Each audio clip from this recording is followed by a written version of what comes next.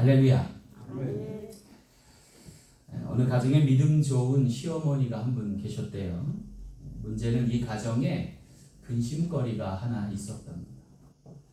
그것은 뭐냐면 손이 귀한 집안인데 며느라이에게 자식이 생기지 않는 것이었습니다. 몇 해를 기다려도 자식이 생기지 않자 다급해진 나머지 며느리를 끌고 담임 목사님에 가서 매주 안수 기도를 받게 했어요. 하지만 안타깝게도 며느라이가 속 시원하게 아멘으로 응답하지 않는 거예요. 그래갖고 하루는요 신신당부를 했어요. 아가 목사님이 머리에 얹고 간절하게 기도하시면 아멘하여 네 믿음을 보여라 라고 주문하는 거예요. 그런데 그날조차도 며느리는 소심해서 아멘을 못하더라는 거예요. 목사님께서는 더 열심히 자식을 줄 줄로 믿습니다 하고 강력하게 기도를 하는데 아멘을 못하는 거예요. 보다 못하 답답해진 시어머니가 옆에 있다가 본인이 아멘이라고 지원을 해줬어요. 자, 그런데 그 이후에 이 집안에 놀라운 일이 벌어졌어요. 드디어 자식이 생긴 거예요. 할렐루야. 문제는 며느리가 아니라 시어머니가 자식이 생겨요. 늦둥이를. 이게 어찌된 일일까요? 성경에 이런 구절이 있어요. 고린도후서 1장 20절에 보니까 하나님의 약속은 얼마든지 그리스도 안에서 예가 되니 그런즉 그로 말미암아 우리가 아멘하여 하나님께 영광을 돌리게 하느니라 그랬어요. 그럼 오늘 본문 말씀에도 보면은요 뭔가 이상한 뉘앙스를 가진 사건이 하나 소개되고 있습니다. 그것은 저주받은 무화과 나무 사건입니다. 그런데 공교롭게도 이 이치를 묻는 제자들에게 주님은 오히려 산을 옮길 만한 믿음을 역설하셨어요. 이는 마치 기회가 올 때 믿음으로 반응치 못하면 축복 아닌 오히려 저주가 임할 수도 있음을 이야기하시는 한편 아주 작은 믿음으로도 그 기회 주신 것에 반응하면 놀라운 축복을 안겨줄 수 있음을 주장하시고 계신 겁니다. 이것이 뭘 의미할까요? 우리는요 늘 위기와 기회의 공정 가운데 살아간다는 거예요. 중요한 것은 내가 상황에 반응하느냐 아니면 믿음으로 반응하느냐의 차이가 나요. 오늘 우리가 그 믿음으로 반응할 때 주님은 산을 옮길 만한 역사를 축복을 이루고자 말씀하고 계시다는 거예요. 사랑하는 성도 여러분, 우리 사랑 장로교회 모든 지체들에게 이와 같은 믿음을 통한 역사가 일어나서 산을 옮길 만한 큰 이적이 나타나는 몸된 제단 되길 간절히 소망합니다. 자, 그렇다면 산을 옮길 만한 축복과 믿음은 어떤 믿음일까? 말씀을 통해 귀한 깨달음을 저와 여러분 되시길 간절히 소망합니다. 첫 번째, 산을 옮길 만한 믿음은 하나님을 믿는 믿음입니다. 오늘 22절 말씀 함께 보겠습니다.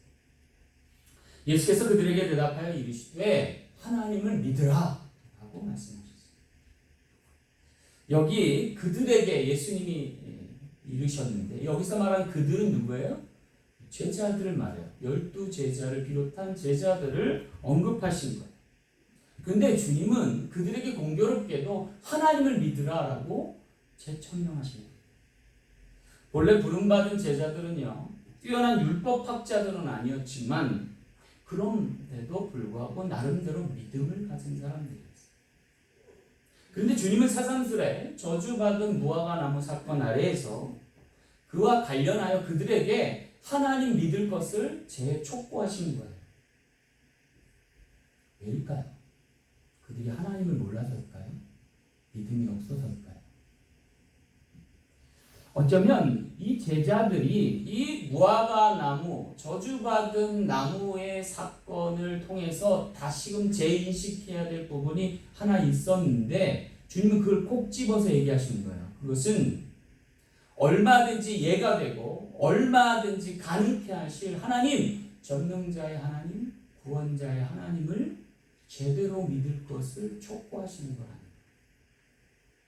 그냥 막연한 믿음이 아니라 실제로 그 모든 것을 변화시키고 새롭게 하실 하나님을 믿으라는 당부였던 거예요. 그렇다면 도대체 이 저주받은 무화과 사건이 어떻게 일어난 걸까요? 문제의 발단이 이렇습니다. 예수님께서 예루살렘에 올라가셨어요. 근데 좀 시장하셨나 봐요. 그래서 길 가다가 무화과 나무 하나를 만났는데 거기 잎이 무성하니까 주님이 열매도 있으려니 하면서 열매를 구했는데 가까이 다가가 보니까 잎만 무성하고 열매가 없더라는 거예요. 그래서 예수님께서 그 무화과 나무에게 명하셨어요. 뭐라고 했냐면 이제부터 영원토록 네게서 열매를 따먹지 못하리라 라고 선언하셨어요. 여러분 이 나무 입장에서 보면 날벼락 아니에요? 시즌도 아닌데 열매를 요구하시는데 열매를 내지 못하니까 저주하셨는데 공교롭게 그게 뭐냐면 이제부터 영원까지예요. 한 시즌 걸러서 얘라 라고 하는 것도 아니고 뒀다가 나중에 내라 하는 것도 아니고 이제부터 영원까지 넌 끝이야 라고 얘기합니다. 뭐 이런 날벼락 같은 경우가 있어요. 열매 하나 때문에 영원까지 저주받을 일이 이게 가당키나 한가요? 거기다가 온유하고 겸손하신 주님이 계세요. 주님의 마음이 되게 심사가 뒤틀려 있었던 것 같아요. 그죠? 아니면 되게 배고팠는데 먹을 게 하나도 없으면 화가 나셨나 보죠?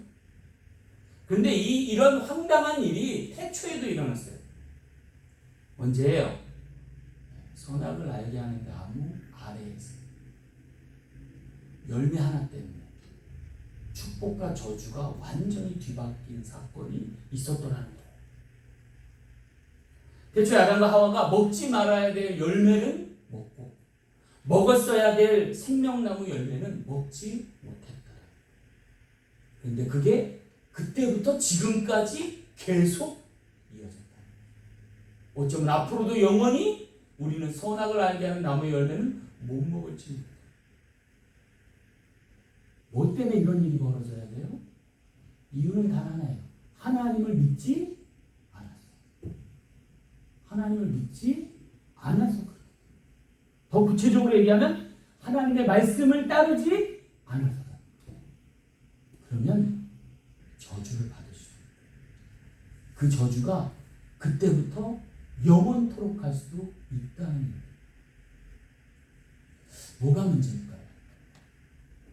문제는요, 하나님을 바라봐야 될 사람이 상황과 여건에 함몰돼서,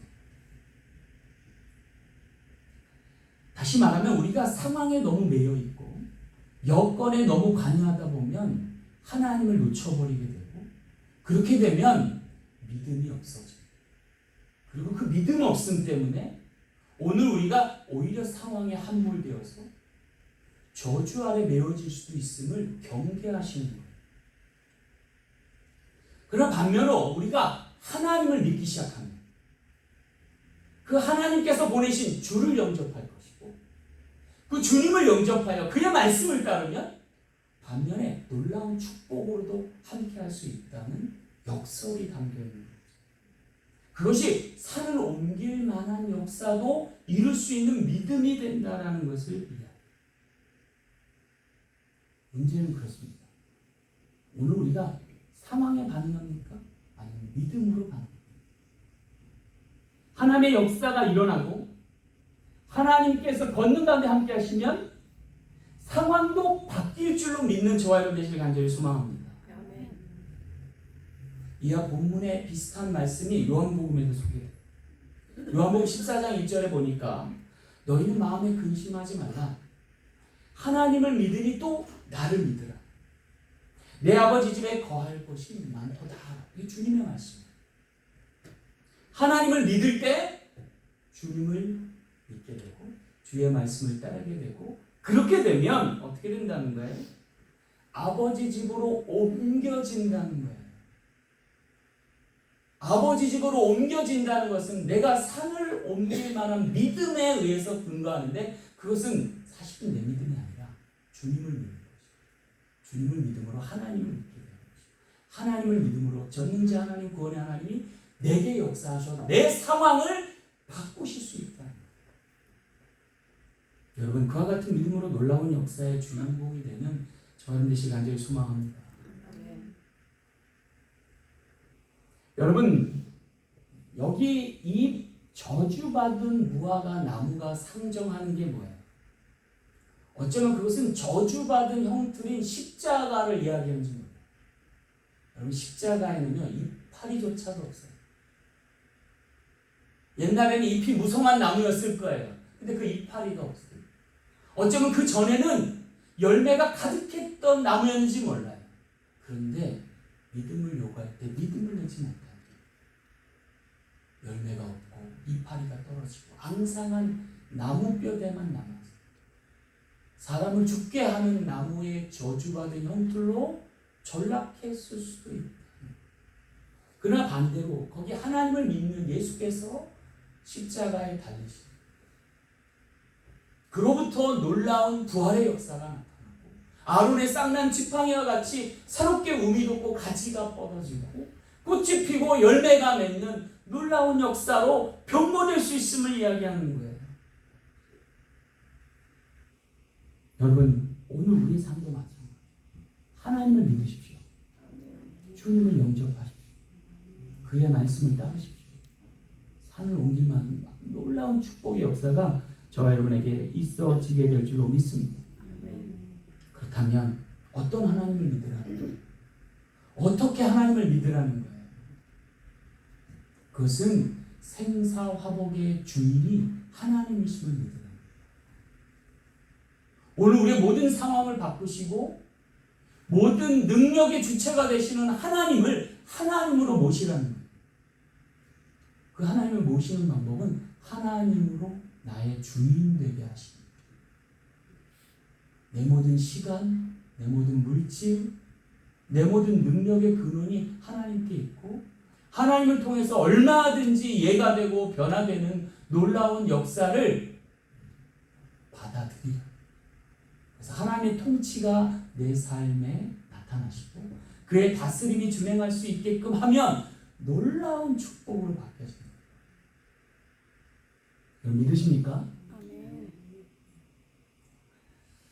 여러분 애틀란타에 보면요 햄버거 가게가 많아요. 근데 햄버거 가게도 나름대로 브랜드네임이 있어요. 근데 최고로 햄버거를 잘 파는 기업이 어떤 기업인지 아세요? 네? 맥도날드? 치크필레예요. 치크필레가 조지아에서 가장 많이 팔아요. 근데 여러분 이건 대단한 일이에요. 왠지 아세요? 미국의 미주에 가장 햄버거를 많이 파는 곳이 어디냐면 맥도날드예요. 왜 맥도날드가 이렇게 많이 파는 데는 이유가 있어요. 왜냐하면 이 기업은요 햄버거 가게로 시작했지만 사실은 부동산 기업이에요. 그래서 맥도날드가 갈 때는요 가장 몫이 좋은 곳을 선정하고 그 사거리 귀퉁이에 맥도날드 세웁니다. 그런데 그 맥도날드 지점만 있는 땅만 사는 게 아니라 그 주변을 다 사는 거예요. 그래 놓고 나서 나중에 여기가 번화가가 되면 그때 땅을 분양해서 다른 가게들을 유치하게 하는 거예요. 그렇게 되게 하기 위해서 맥도날드 전략은 뭐냐면 햄버거는 싸게 파는 거예요. 양질의 햄버거를 싸게 파는 거예요. 그러니까 햄버거로 남기는 장사가 아니라 그 곳을 몫이 좋은 곳으로 만들고 부동산의 유익을 얻게 해서 그것으로 기업을 유지하는 게 맥도날드의 기업 전략이라는 거예요. 대단하지 않습니까? 근데 이 기업을 이긴 조지아에서 요 근방 주들에서 놀라운 역전이 일어났는데 이 치필레라고 하는 기업이 맥도날드의 매출을 넘어섰어요. 대단한 기업 아니에요? 근데 이 기업의 특징이 하나 있어요. 뭐냐면 주일은 쉽니다. 주일은 쉽니다. 여러분 이거는 놀라운 발상의 전환입니다. 왜 그래요 여러분? 주일날 요식업의 매출이 보통 평일의 매출의 15%? 그러니까 150%죠. 혹은 많으면 180%까지 간다. 거의 2배 장사되는 거예요. 언제가? 주일이. 근데 그날 영업을 포기하고 그리고서는 무슨 생산성을 기대하겠어요? 그런데 이 기업은 아예 하나님께 선포했어요. 이 기업의 캐치플레이는 주일은 쉽니다. 주인만 쉬는 게 아니라 종업원들 다 쉬게 하고 납품업체도 다 쉬게 하는 거죠. 그래놓고 결과는 하나님께 맡기는 거예요. 그리고 나서 나머지는 최선을 다해보는 거예요. 견뎌보는 거예요. 근데 놀라운 일이 벌어졌어요. 그렇게 평일 매출에 150%, 180%를 포기하고 영업했는데 오히려 하나님이 축복하셔서 최대 거대 기업 맥도날드를 극복하고 승승장구하고 있고, 이 본사인 조지아로부터 계속해서 가맹점을 넓혀가서 인근 주에 치플레 매장이 점점 늘어나고 있어요. 사람들의 만족도도 굉장히 높습니다. 물론 질 좋은 고기를 사용하고요, 점원들로부터 따뜻한 친절을 베풀게 하고 여러 가지 방법들을 다 동원하지만 그것이 요체가 아니었던 거예요. 하나님께 자신의 시간과 물질을 먼저 드리고, 그리고 나서 하나님께 맡기고 기업을 운영했더니 하나님이 축복하시더라는 거예요. 사람들도 인정하더라고요. 사랑하는 성도 여러분, 오늘 우리의 삶은 어떻습니까? 내 시간을 미리 띄워놓고 하나님께 드릴 헌금을 띄워놓고 나머지로 한번 생각해 보시면 어떻겠어요? 하나님이 갚아주신다, 보호하시니 오늘 우리 가운데 산을 옮길 만한 놀라운 축복으로 이어지는 저와 여러분 되길 간절히 소망합니다. 두 번째로 산을 옮길 만한 믿음은 의심 없이 믿는 믿음입니다. 여기 23절 후반부에 보니까 그 말하는 것이 이루어질 줄 믿고 마음에 의심하지 아니하면 그대로 되리라. 의심하지 않으면 그대로 되리라. 여기 근데 사실은요, 베드로가 상당히 의구심을 갖고 주님께 물어보는 거예요. 왜 무화과 나무가 저주받았습니까? 라는 거예요. 자기가 보기엔 저주받을 일이 아닌데 열매 하나 못 냈다고 그것을 저주하신 연유가 뭐냐고 주님께 따지듯 물어보는 거예요. 여러분, 이 저주받은 무화과 나무가 뭐가 문제였길래 주님은 그렇게 가혹한 형벌을 내리십니다. 그런데 주님께서 여기 베드로에게 다음과 같은 말씀을 하실 때 보면 그것이 의구심, 의심과 관련되어 있음을 알게 돼요. 그 말하는 것이 이루어질 줄을 믿고 마음에 의심하지 아니하면 그대로 된다라고 하는 말씀과도 관련입니다. 여러분, 사실 무화과 나무는 뚜렷한 잘못을 우리가 찾아볼 수 없어요. 왜냐면요, 그저 순리대로 자연 법칙대로 그는 그렇게 살아갔기 때문이라는 거예요. 단지 그에게 문제라면 믿음을 내야 할 순간에 믿음을 내지 못하고 믿음을 요구하신 주님을 주님으로 인식하지 못했다라고 하는 것뿐이라는 거예요. 여러분, 이게 뭔 큰 문제라고 주님은 저주까지 쏟아붓지 거예요.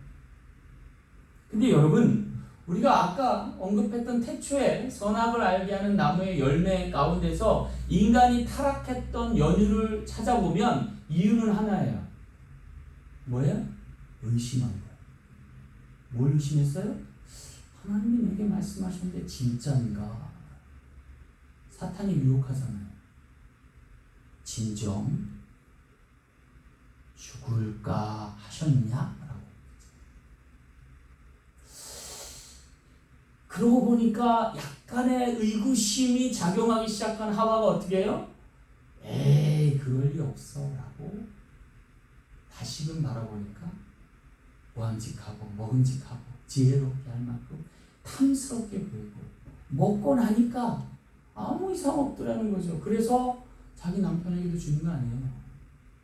조그만 의심 하나가 그것을 먹게 했고 그것을 먹고 나니까 결국은 죽게 되더라고 하는 거죠. 여러분, 이 뱀이 사단의 의심병을 이 하와에게도 심겨준 결과가 너무나 안타까운 저주로 이어짐을 보게 되는 거죠. 그렇다면 여러분, 이러한 저주받은 세상에서 우리가 구원받기 위해서 진정 필요한 건 뭘까요? 오늘 주님이 말씀하십니다. 마음에 의심하지 말고 그대로 되는 역사를 보라. 다시 말하면 그 말하는 것이 이루어질 줄을 믿고 마음에 의심하지 않아 그대로 되는 역사를 보라고 하는 거죠. 여기 무화과 나무에서 주님께서 진정 요청하신 것이 뭐예요? 하나님의 말씀에 어긋남이 없음을 믿으라는 것입니다. 의심하지 마라. 여러분, 그러할 때에 놀라운 역사가 일어나는데 산을 옮길 만한 축복이 이어질 수 있다라고 합니다. 영원토록 저주받을 인생도 영원토록 구원 얻고 축복받을 인생으로 바뀔 수 있는 근본 요체는 하나님을 믿고 그의 말씀을 의심 없이 받아들여요. 여러분, 오늘 우리가 성경 말씀을 이해가 좀 안 되고 내게 합당치 않은 것 같지만 그대로 믿기 시작하면 놀라운 역사가 일어나요.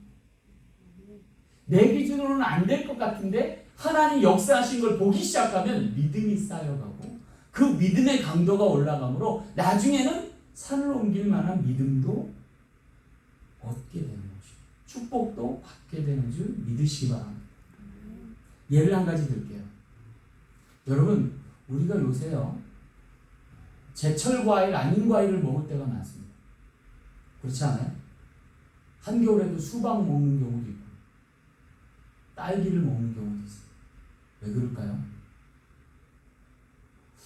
누군가는 믿음을 갖고 하우스에서 재배하기 시작한 거예요. 상황과 여건, 자연 법칙에는 여름에 과실을 맺는 것들이 자연스러운데 그것을 믿음을 가지고 상황을 바꿔본 거죠.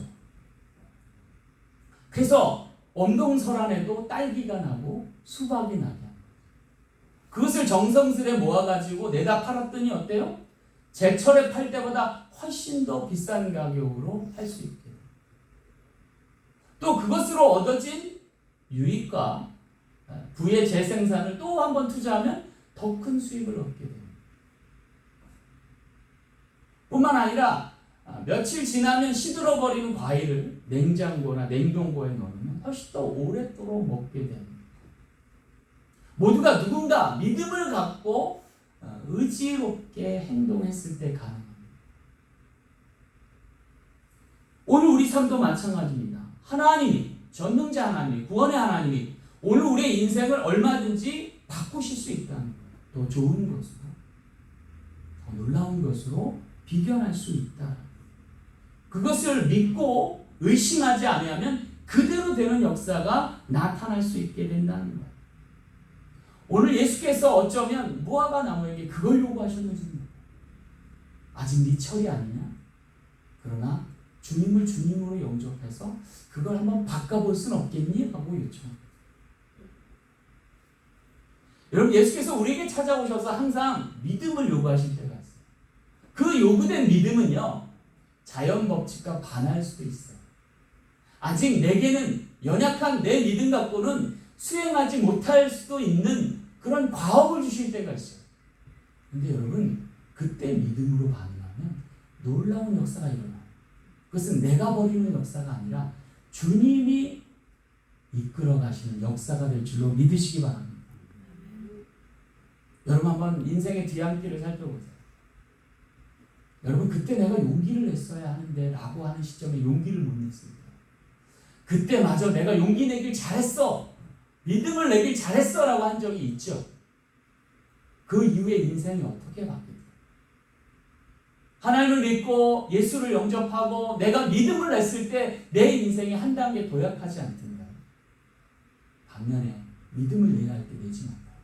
그냥 상황에 함몰되면 엉거주춤하게 있거나 퇴보하는 나 자신을 발견하고 있지 않나요? 그런 경험을 하고 나서야 우리가 비로소 자녀들에게 믿음을 요구하잖아요. 야, 너 지금 이럴 때 아니야. 조금만 힘을 내, 믿음을 내, 용기를 내, 시도해봐, 괜찮아. 왜 그래요? 우리가 이렇게 경험해봐서. 그럴 때 우리 그 부모의 그 조언을 따라서 믿음을 내는 자녀들이 어때요? 승승장구하죠. 하나님도 마찬가지. 오늘 우리에게 믿음을 요구하십니다. 네가 갖춘 리밋과 한계는 여기가 아니야. 조금 더 분발해보자. 힘을 내보자. 넌 할 수 있어. You can do it. 믿는 자에게 능치 못함이 없다. 종용하십니다. 사랑하는 성도 여러분, 하나님의 말씀을 믿고 의심치 않아서 그대로 되는 역사에 동참하셔서 하나님의 놀라운 일들을 수행하고 감당할 수 있는 주의 종들 되시길 간절히 소망합니다. 한마디로 예수님께서는 우리에게 찾아오셔서 믿음을 요구하셔서 결정적인 때에 하나님을 통해서 그 능력을 나타내기를 소망하십니다. 여러분, 오늘 우리가 주님을 만나지 못하고 믿음으로 받지 못하면 죽음이라는 태산을 넘어설 수 없는 거예요.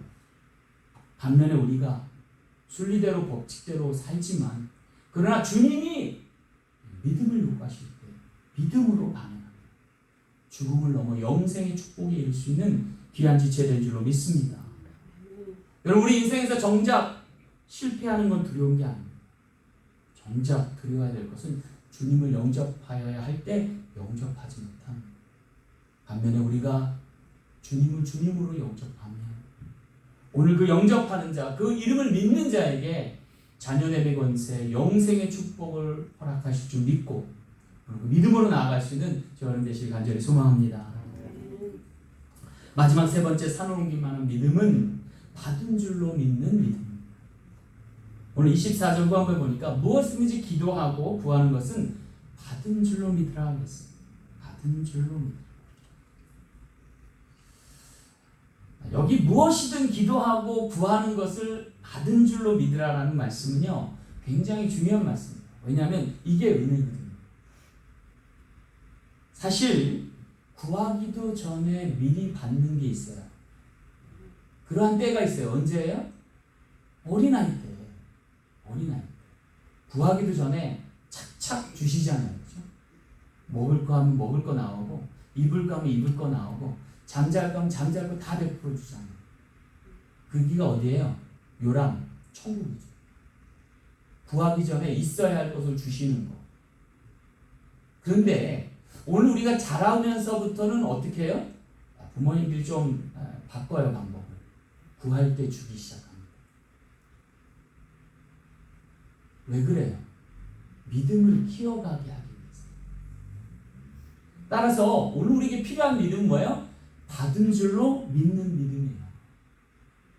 왜냐하면 부모님들은 항상 줄 것을 예비하고 계시는 거예요. 하나님도 마찬가지예요. 우리를 너무나 사랑하시기 때문에 이미 줄 것을 예비하고 계세요. 하지만 주는 게 목적이 아니에요. 우리와 소통하고 믿고자 하는 게 목적이에요. 그래서 우리에게 필요한 것들을 구하게 하시고 구할 때 주시기 시작하는 거예요. 여러분, 따라서 우리가 믿어야 될 대상은 누구예요? 내게 모든 것을 공급하시는 주님 하나님이시라.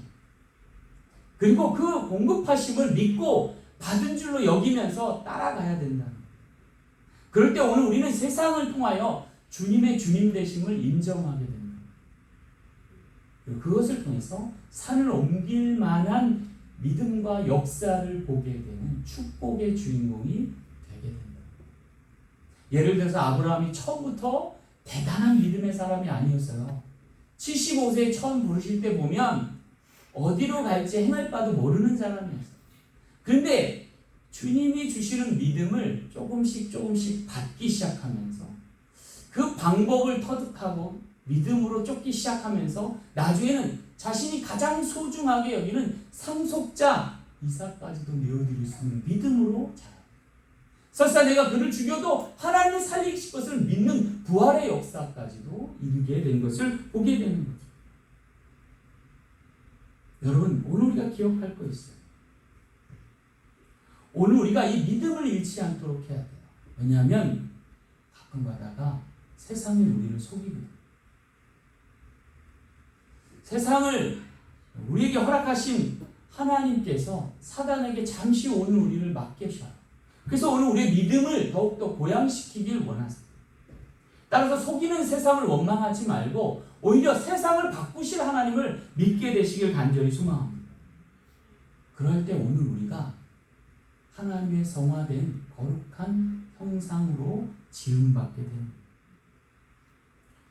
푸시킨의 삶이 그대로 속일지라도 나오는 시를 보면 여기에 잘 나와 있습니다. 삶이 그대를 속일지라도 슬퍼하거나 노여워하지 마. 우울한 날들을 견디면 믿으라. 기쁨의 날이 오리니 마음은 미래에 사는 것, 현재는 슬픈 것, 모든 것은 순간적인 것, 지나가는 것입니다. 그리고 지나가는 것은 훗날 소중한 것이 되리니 그 소중한 게 뭘까요? 저는 그것이 열매라고 생각해요.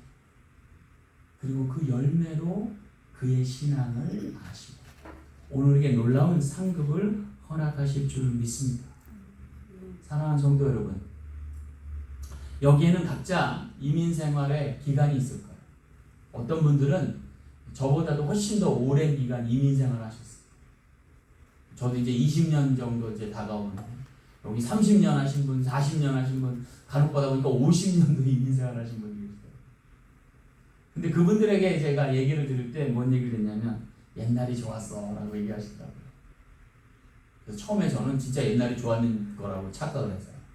이민 초기 때는 좋았나 보다. 하는 것마다 잘 되고 그때는 삶이 넉넉해서 좀 괜찮았나 보다 이렇게 착각을 했어요. 근데 그런 분들의 얘기를 자세히 들어보니까 그게 아니에요. 그때나 지금이나 똑같아요. 근데 그때가 좋았던 이유는 뭐예요? 그분들의 믿음이 그때가 좋았던 거예요. 젊어서 좋은 게 아니고 믿음이 좋아서 좋았던 거라니까. 그 절박한 상황이 오히려 은혜였던 거예요. 선택의 여지가 없던 것이 은혜였던 거예요. 왜? 하나님을 믿고 의지할 수밖에 없습니다. 교회에 나와서 부르짖고 간구하지 않으면 내 삶을 지탱할 수가 없으니까 오히려 더 큰 믿음을 내요. 더 큰 성공이 돼요. 초창기 이민 왔던 분들이 큰 성공을 거뒀어요. 왜요? 계속해서 믿음을 했기 때문에. 중단 없는 그 믿음을 통해서 하나님의 역사를 보게 되는 거죠. 사랑하는 성도 여러분, 어떻게 믿음을 내요? 받을 줄로 믿고 믿음을 내요. 주실 줄로 믿고 따르는 거예요. 그런데 하나님이 그대로 역사하시는 거예요. 할렐루야. 아틀란타뿐 아니라 미주에서 이민에 성공하셔서 아주 성공적으로 은퇴한 분들 보면 되게 존경스러워요. 얼마나 힘드셨을까? 얼마나 눈물로 지새웠어요. 그런데 감사한 건 그 눈물로 씨를 뿌릴 때 하나님이 기쁨으로 단을 거두게 하신 역사예요. 그래서 하나님이 좋으신 하나님이에요. 아멘. 그 하나님을 찬양할 수 있는 우리 모두에게 간절히 소망합니다. 아멘. 여러분, 지금 오늘 본문에 왜 무화과 나무가 저주받았습니까? 라고 물어봤던 사람이 베드로예요. 근데 이게 놀라운 은혜예요. 왠지 아세요? 베드로가 나중에 다 굴기 전에 3번 주님 모른다고 부인했거든요. 그러면 여러분 저주받아 마땅하잖아요. 여러분 면전에서 주님 다른 사람은 다 몰라도 나는 주님을 버리지 않을 거예요. 죽어도 쫓아갈 거예요 라고 했던 사람이 주님 면전 앞에서 나 몰라요. 난 저 사람 모른다니까요. 당신이 무슨 얘기하는지조차도 몰라요 라고 했던 사람이 베드로예요. 저주받아 마땅한 사람. 근데 이 사람은 저주 안 받았어요. 왜일까요? 주님이 용서하셨거든요. 그리고 정말로 저주받지 않기 위해서 이 무화과 나무 사건을 그에게 전조로 주신 거예요. 그래서 그가 용서받은 후에 깨달은 거예요. 내게 열매를 요구하실 때, 믿음을 요구하실 때 믿음을 내지 못하면 저 저주받아 영원토록 말라버릴 나무와 같이 될 수도 있구나. 내가 돌이켜야지. 요한의 아들 시몬아, 네가 나를 이 사람보다 사랑하느냐? 라고 물으실 때, 예 주님, 내가 주를 사랑하는 줄 주께서 하시나이다. 내 양을 치고 먹이라라는 음성 받기까지 베드로가 이 질문을 하지 않았으면, 왜 무화과 나무가 저주받았습니까? 라고 묻지 않았으면 깨닫지 못한 이 놀라운 은혜를 그가 믿음으로 승화되게 되는 거죠. 놀랍게도 오늘 말씀 25절에 이렇게 기록하세요. 주님 서서 기도할 때 아무에게나 혐의가 있거든 용서하라. 그리하여 하늘에 계신 너희 아버지께서 너희 허물을 사하시리라. 이게 오늘 본문 말씀의 결론이에요. 갑자기 왜 생뚱맞게 용서가 나와요? 여러분, 저주를 피해갈 수 있는 유일한 길은 하나님의 용서예요. 영원토록 저주받을 영혼도 하나님이 용서하시고 긍휼히 여기시면 돌이켜서 회개에 합당한 열매를 맺고 구원함을 얻을 수 있음을 주님이 이야기하십니다. 그러니 주를 믿으시라는 거예요. 그리고 주님을 통해서 하나님을 믿으셨어요. 우리의 인생의 팔자가 바뀌는 저 여러분 되시길 간절히 소망합니다. 대표적인 사람이 베드로. 베드로 같은 사람이 사울 청년이었던 바울이잖아요. 주님을 원수대하듯 했던 그가 주님을 만나고 거꾸러져서 변화하고 회개하여서 주님을 목숨 다해 전하는 위대한 사역자요 하나님의 종이 되었던 것을 보자. 그가 산을 옮길 만한 믿음의 역사를 보는 거죠. 오늘 우리의 믿음의 근거는 주님이시고 주님을 통해 하나님을 믿고 변화되는 우리 모든 지체 되셔서 산을 옮기는 귀한 역사에 동참하는 저와 여러분 되실 간절히 소망합니다. 아멘. 말씀을 맺겠습니다. 제가 한국에서 미국으로 유학 올 때에 그 교회에서 한 집사님이 저를 환송하려고 나오셨어요. 근데 이분이 평소 제가 부목사로 있을 때 수요예배 설교를 계속 강해로 했는데 은혜를 많이 받으셨는데 목사님 가셔서 참 슬프다고 그러시면서 저에게 봉투 하나를 주시는 거예요. 미국 먼 길 가시니까 여기에 보태에 쓰시라고. 근데 이렇게 봉투를 열어보지 말았어야 되는데 거기서 열어본 거예요. 근데 보니까 10만 원짜리 수표가 10장 있었어요. 20년 전 일이에요. 18년 전 일이죠. 근데 제가 그분 형편을 알아요. 그분이 그렇게 넉넉한 분이 아니에요. 맨날 빚지고 사는, 빚에 쩔어 사는 뭐 그런 분이에요. 근데 이분이 유명한 가수의 언니예요. 그 가수 이름은 제가 안 밝힐게요. 근데 굉장히 유명한 분이에요. 굉장히 성공했어요. 그리고 떵떵거리면 잘 사는 그러한 여자 가수인데 그분의 언니인 거예요. 근데 이분이 노상 얘기하는 게 뭐냐면 걔가 좀 나를 도와줬으면 내가 이렇게 살지 않는데 뭐 이런 얘기를 많이 해요. 참 희한한 분이다 이런 분을 했어요. 그렇게 안 도와줘요? 그랬더니 일절 하나 안 도와줘요. 너무 원망을 하는 거예요. 근데 그런 분이 저한테 그 엄청난 돈을 이렇게 주시면서 여기에 보태 쓰라고 주시는 거예요. 그러니까 또 감동이 되더라고요. 그래서 그분께 안수기도 해드렸어요. 막 있는 없는 다 축복을 딱 이렇게 안수를 하고 그리고 나서 봉투를 돌려드렸어요. 받으면 안 된다. 왜냐면 그 돈은 내게 필요한 게 아니라 그분께 더 필요한 거예요. 그래서 그 돈을 돌려드렸어요. 그러니까 그분이 이거 왜 주시냐고 막 축복을 받았는데 막 그래서 아니요 받은 줄로 여기고 그리고 축복합니다. 믿음대로 될 줄로 믿습니다. 그리고 이제 떠나왔어요. 그리고 몇 년 뒤에 제가 영주권을 받고 한국에 갔는데 그분 소식을 듣게 됐어요. 일정이 빡빡해서 만나지 못했는데 그분이 감자탕 가게를 하나 냈대요. 감자탕 가게를 빚내서 했대요. 근데 그 대박이 난 거예요. 할렐루야. 그래서 제가 너무 기뻤어요. 축복하기를 잘했다는 거예요. 여러분, 하나님은 예비하고 계세요. 언제든 우리에게 축복하실 수 있는 준비를 하고 계세요. 한 가지 요구하세요. 내가 네 삶의 주인이냐? 모르겠어요. 내가 주인 되기를 원하느냐? 내가 너를 책임지기를 원하느냐? 그리고 그 믿음을 보시고 역사하기 시작합니다. 사랑하는 성도 여러분, 산을 옮길 만한 믿음은 여기서부터입니다.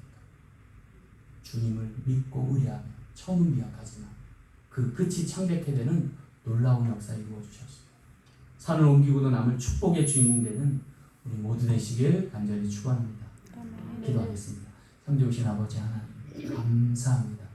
오늘에게 믿음 주셔서 예수님을 주로 고백하게 하시고 예수님을 통해 하나님을 믿고 의지하며 살아가게 하시고 우리 모두 축복의 주인공이 되게 하셔서 그 축복이 이루어질 줄로 믿습니다. 역사하심을 믿고 감사드리며 거룩하신 예수님 이름으로 간절히 기도하옵나이다. 아멘.